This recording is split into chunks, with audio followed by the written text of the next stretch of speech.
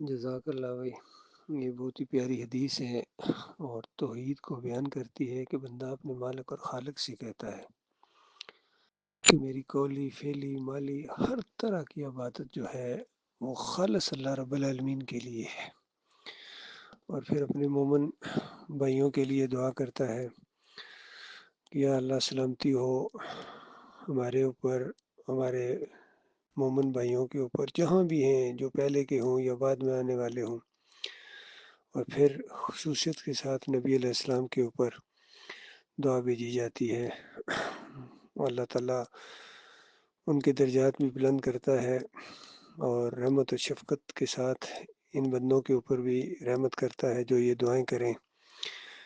تو یہ توحید کی گویا سب سے بڑی دعا ہوتی ہے کہ ہم اپنے نبی علیہ السلام کے لیے رحمت اور برکتوں کی دعائیں کرتے ہیں۔ یہ شرک کا رد ہوتا ہے، اور پچھلی قوموں نے اپنے انبیاء کو اللہ کے ساتھ شریک ٹھہرایا، ہمیں ایسا نہیں کرنا چاہیے۔ لیکن افسوس کہ شیطان کا وار ہوا اس امت کے اوپر بھی، اور انہوں نے بالکل نور من نور اللہ کا عقیدہ، خالص ابن اللہ کی جدید شکل ہے، اور پھر باقی سارے شرک جو پچھلی مشرک قوموں کے اندر تھے، چاہے پکار کا شرک ہو یا علی مدد یا رسول مدد یا غوث مدد ان کے اندر آیا۔ پھر نظر و نیاز، کسی کی 11ویں کرتے ہیں، کسی کی 12ویں کرتے ہیں، کیک کاٹتے ہیں، 10 محرم کی شبیلیں لگاتے ہیں، حسین رضی اللہ تعالیٰ کی بندگی کرتے ہیں، فاطمہ رضی اللہ تعالیٰ کو پکارتے ہیں، جھنڈوں کے اوپر یا حسین کی پکارے ہیں یا عباس کی پکارے ہیں، اور اپنے گھروں کے چھتوں کے اوپر یہ پنجے لگاتے ہیں، گویا اس چیز کی نشانی ہے کہ یہ ایک اللہ کو نہیں مانتے ہیں۔ ان کے بے شمار اللہ ہیں جو پوری طرح وہی کچھ کرتے ہیں ان کی عقیدے کے مطابق۔ جو خالص مومن اللہ کے ساتھ امیدیں لگاتا ہے، ان کی امیدیں دوسروں کے ساتھ ہوتی ہیں۔ اللہ کے بندوں کو انہوں نے داتا، دستگیر، مشکل کشا، حاجت روا کے القاب دے دیے، گویا پوری طرح سٹیمپ لگ گئی کہ یہ مشرکانہ ذہن کے حامل ہیں، ان کے باپ دادا بھی اسی شرک کے اوپر مرے ہیں اور یہ اسی کے پیچھے جا رہے ہیں۔ یہ بہت ہی خوفناک انجام ہے۔ اللہ تعالیٰ اس شرک سے ہماری قوم کو نجات دے، اور جنہوں نے شرک پھیلایا ہے، کافر و مشرک بنے ہیں، طاغوت بنے ہیں، اگرچہ یہ قوم ان کو اپنا ہیرو مانتی ہے، جو اللہ کی نگاہ میں زیرو ہیں اور بالکل اللہ کی درگاہ سے راندے ہیں، ان کو انہوں نے سروں پر بٹھایا ہوا ہے، چاہے یہ صوفی ہوں، چاہے یہ ان کے اکابرین ہوں، جن کے اوپر اب چوٹ پڑی ہے ایمان اور عقیدے کی۔ جب دعوت اٹھی ہے تو ان پر چوٹ لازمی پڑے گی، کیونکہ یہ اصل مجرم رہے ہیں، اور قرآن کی زبان میں ان کو طاغوت کہا گیا ہے، اور بتایا گیا کہ جب تک ان طاغوتوں کا کفر نہ کرو،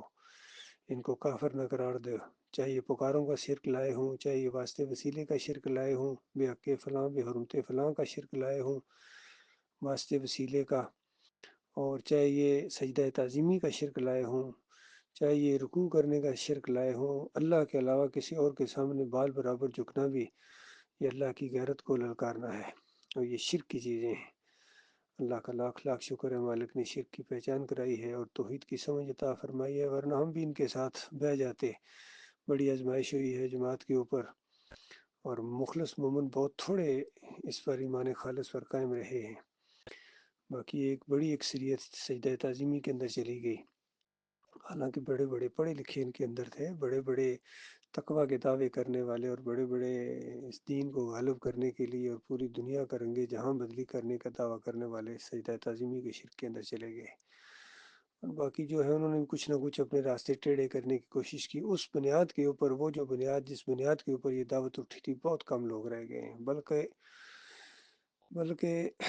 بہت ہی، اب تو لاکھوں میں کوئی کروڑوں میں ایک ہو جو ایمان خالص کے اوپر ہو، اس معیار کے اوپر ہو جو اللہ کا معیار ہے، قرآن کا اور صحیح حدیث کا معیار ہے، صحابہ اکرام نے جو معیار قائم کیا تھا نظریاتی طور پر کم از کم۔ باقی آگے بڑھنا، آن گراؤنڈ عمل کرنا، یہ تو اللہ تعالیٰ کی توفیق سے ہے، بہت کم لوگ۔ اور اللہ تعالیٰ نے پہلے ہی بتا دیا تھا کہ پچھلوں میں سے، مقربین میں سے بہت کم ہوں گے، آگے بڑھنے والے بہت کم ہوں گے۔ باقی جو اس بات کو مان لیں وہ بھی اللہ تعالیٰ کے فضل و کرم سے دائیں ہاتھ والوں میں سے ہوں گے۔ بڑی یہ اللہ کی رحمت ہے،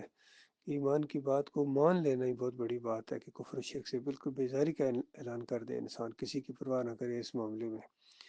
نہ ماں باپ کی، نہ بہن بھائیوں کی، نہ دوستوں کی، نہ علاقے والوں کی، نہ افسروں کی، کسی کی بھی پرواہ اللہ کے معاملے میں نہیں کرنی ہے۔ جب اللہ کی بات آ گئی تو پھر ساری باتیں پیچھے چلی گئیں۔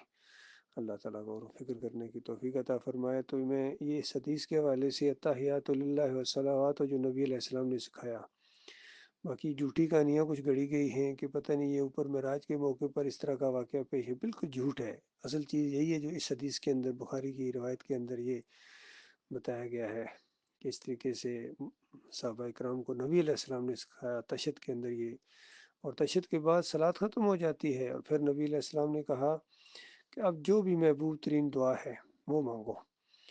سلام پھیرنے سے پہلے۔ تو اس میں بھی ہماری آزمائش ہے، اس لیے ہم اللہم صلی علی محمد نبی علیہ السلام کے لیے رحمت اور برکتوں کی دعا کرتے ہیں، ان کے ساتھ جو ہماری ایک محبت کا تعلق ہے۔ اللہ تعالیٰ غور و فکر کرنے کی توفیق عطا فرمائے۔